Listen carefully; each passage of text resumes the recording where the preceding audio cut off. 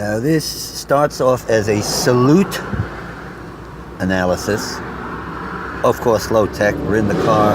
You got the hoodie for the playoffs. Salute to Cam Newton.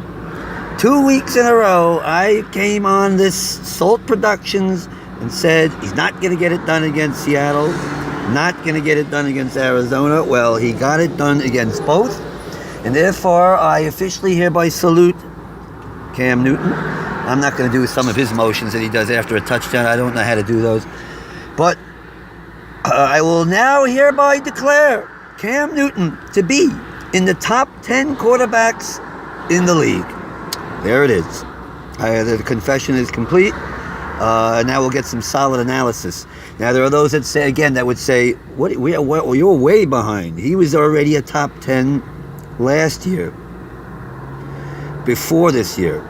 And certainly, why coming into the playoffs would I have questioned if he was a top 10 after the great year he had this year? Well, that's where how do you rate quarterbacks comes in. And now we're actually going to rate the top 10. Now, why would I do something so silly and transient as that changes from week to week, year to year? Why do something that's going to be outdated soon? No, well, first of all, it gives us a chance to talk about the quarterback position in general. And also, you'll hear, it also helps us analyze other quarterbacks and get a sense of how good they are. So this is going to be solid, and this will be lasting. It won't just be, well, you gave a top 10 in the year 2015 during the playoffs, but that's not going to apply. Yeah, the top 10 will change, but the points I'll make will not change, will be the type that are worth listening to forever and ever and ever. And why do we have a difficult time analyzing who the top 10 is? Well, here we go. Here's where I flip it over. I wonder if you could see. I hope you could see this. Otherwise, this is worthless. Oh, no. Oh, gosh. You got my box. There's your top 10. I'm hoping this could be seen. I better go out here. How about like that? I'm going to try different approaches just in case, because I can't see the actual letters. Can you see it that way? I mean, this is really low tech.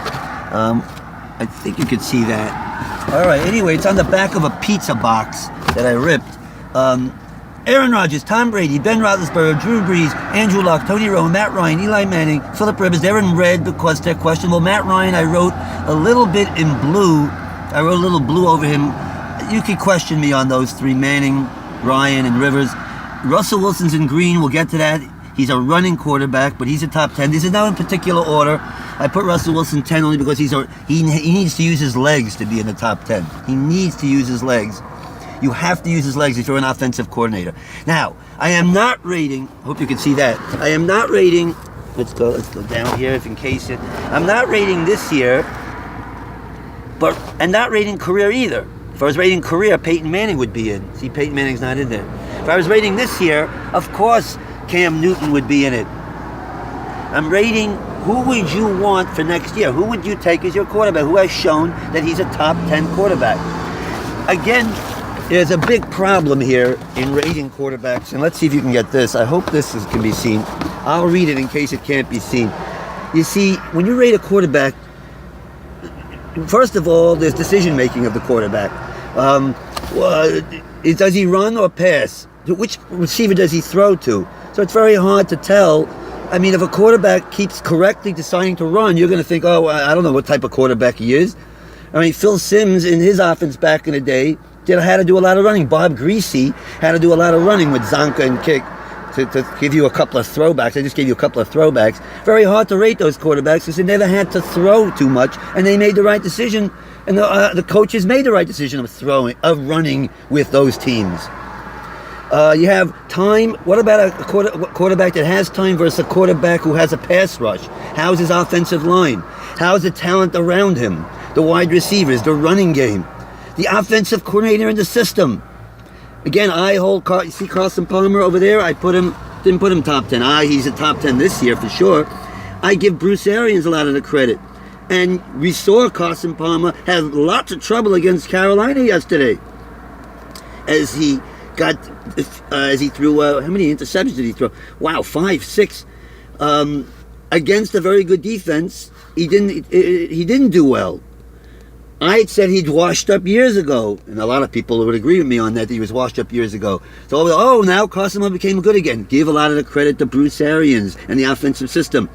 Any of these 10 would win a Super Bowl with Bruce Arians in a second. They'd be scoring a lot more than Carson Palmer, any of these 10. Carson Palmer is a product, gains and benefits a lot from that system, so it's very hard to rate him. I can't put him in the top 10.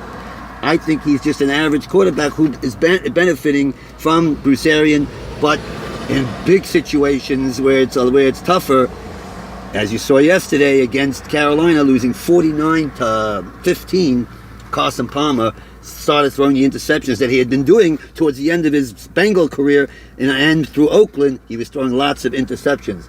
Notice I put Flacco there and Stafford's Alex Smith. Alex Smith's a hard one to rate also. He works within the system, doesn't throw a lot of interceptions, and that's another thing I put over here. In general, what's the weight of big plays versus interceptions? Some guys make a lot of big plays like Andrew Luck, but they throw a couple of more interceptions. But I got to put Andrew Luck in the top 10. You see right there? I don't know if Alex Smith was asked to make big plays. Of course, he'd throw more interceptions.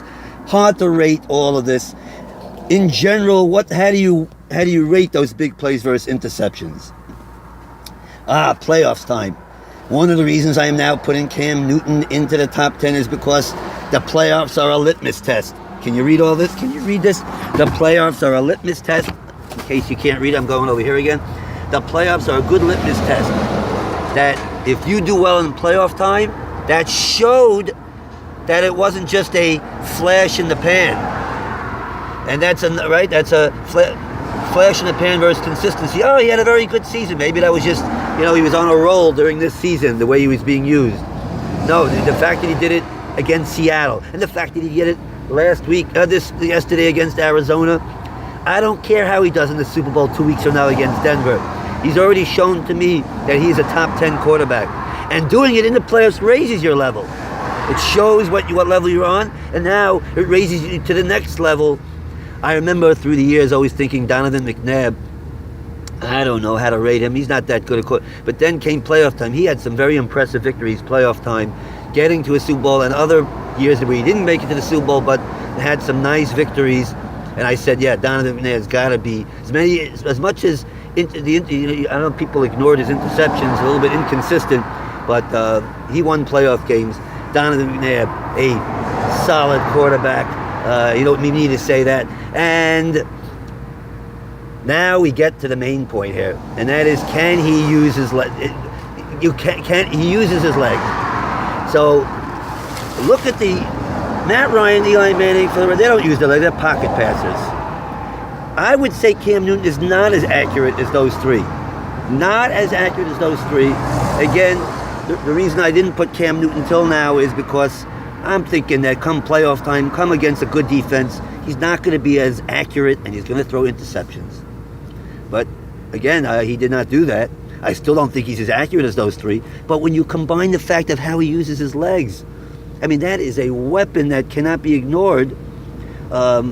Especially in today's age. Check my S.A.L.T production called Darrell Bevel, not Bevin. I called him Bevin. The greatest a very innovative offensive coordinator of our time. He gets the most out of Russell Wilson. Read option, put Russell Wilson in space. Cam Newton also. They not only have the read option, they have the read option where he's running to the left, right, or middle. And not only that, they have him the jet sweep fake. So you can hand it up to the running back. You have the receiver coming around, might hand to him. I mean, that's very, very well used, getting the most out of his legs. I will caution that he gets more out of his legs taking the risk of injury, not like Russell Wilson. So watch for Cam Newton. Very good, he uses his legs, but he's very prone to get hurt. I don't care if he's 6'5", 260 pounds, whatever he is, and he's Superman. He's putting his head into piles and flipping over guys. He is going to get hurt, so I'd be aware of that. I think I've made a good case that Cam Newton should be ahead of those three, just based now on his legs and now that he's done it in the playoffs. This has been This has been a S.A.L.T production that, again, I don't even know if you saw any of that. I don't know if each position I showed the box, I mean, the low tech was incredible because I don't know if you were able to see the writing each time I went to a new position. I tried a few different positions. You'd think I would have experimented beforehand.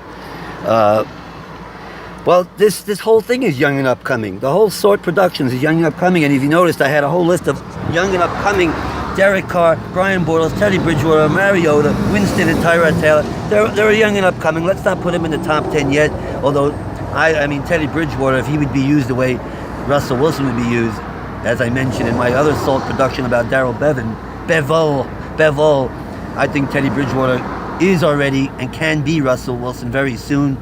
So again, that's your rating top 10. Cam Newton, I'm sorry. You are now officially a top 10 quarterback in this league based on his performance yesterday. And again, it wasn't just the defense of Carolina winning. Of course, the main part of the Carolina team is their defense. It's like Russell Wilson gets the benefit of the Seattle defense. But he was up 14-0 against Seattle, but then he engineered an 86-yard drive. Throw passes against, he wasn't afraid. He wasn't just running the ball.